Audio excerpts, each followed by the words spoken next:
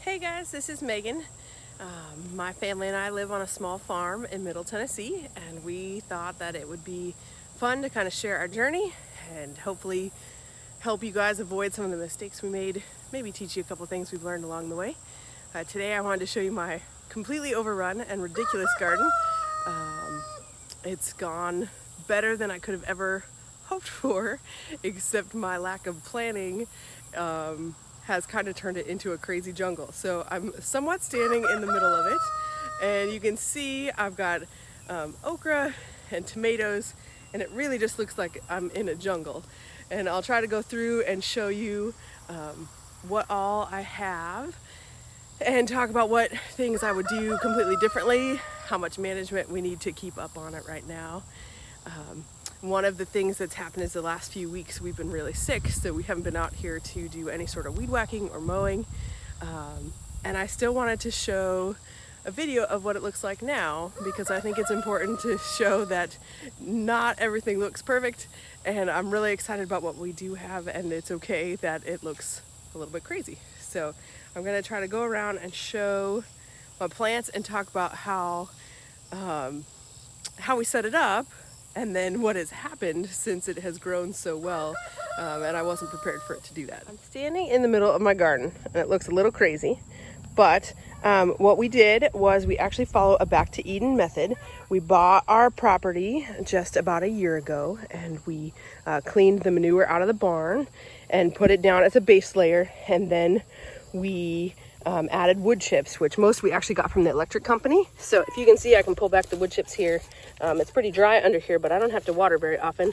And it's broken down quite a bit, and you can see some nice good soil underneath it, and there's some compost out of the barn. The best part is that it makes it super easy to pull all the weeds. You just have to actually get out here and do it, but they come right out, no problem. So we started with a small section, and we were able to expand our section as we got more wood chips.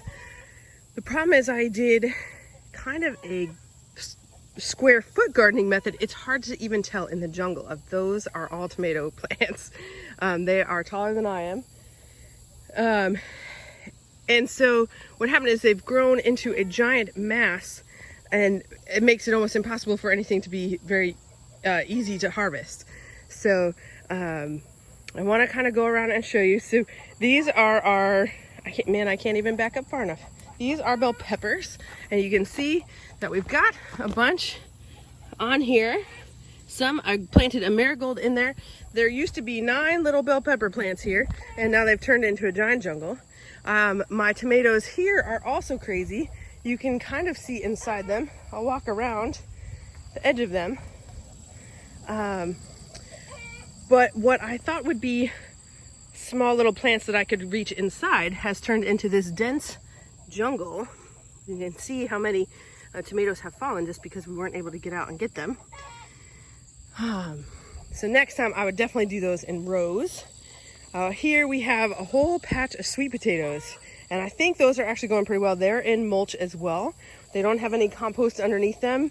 They just have the clay soil from the garden, and I don't know how that will go. Here's more tomatoes and a surprise kiddo. This is Ellie. She helped me with all of this. And we've got some giant okra. I planted okra. I did not realize how big it would get. Yes, Sue. Did you find a red pepper? All right, so you can see how she has to climb in there. Sure, can you pull it out of there? So we've got a marigold growing in here too, but it never did bloom. And we've got the peppers in here. The kiddos kind of climb in the jungle to do it. Is it all rotten? Yep. And so since we've been sick for the last couple weeks, we've had a hard time keeping up with it. So we just toss it over our forest to the chickens over there. Look at these okras. And we've got giant okra over here. You can see the beautiful flowers, but we haven't been out here to harvest. And so we have okra that is, you can see my hand here. These are several inches long and way too big to eat. But we are gonna try to get in here and harvest as best we can. You can see here some of our potatoes. We planted a second crop. I had no idea if they would work, but it appears like they are. We've got a few here, and then we actually have a few here as well. It'll be interesting to see if we end up with enough time to actually harvest them.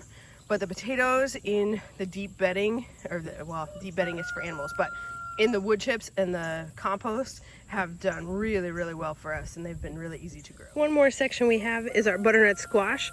All of the center foliage has died recently. I'm not sure if we have a pest, probably, or if they're just almost ready. But we're getting new shoots in the middle there. We have a ton of squash. They're just about everywhere. They've spread out all over. Again, they're just in the mulch, and they spread out to our garden space in desperate need of mowing. But again, we've been sick. So I plan on making an after video where we clean up some of this mess and we get it cleaned up a little bit better. So that's a quick tour of our first garden. This is the first year we've ever done something like this.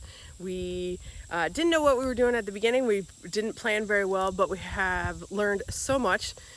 We're gonna get in here and clean it up and make it look a little nicer, and hopefully be able to continue harvesting some of our tomatoes that we can't even reach.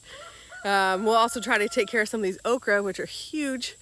And if we can get the big ones off, then we should still get some new little ones. But we wanted to share our garden with you because it's not perfect, and we want to clean it up and show you another video maybe next week. And so thanks for joining us. I hope you learned a little bit. We definitely are going to do rows next time, and I hope that you can relate to planting a garden and it doing well, but having no plan for what would happen when it came time to harvest. Thanks. Have a great day.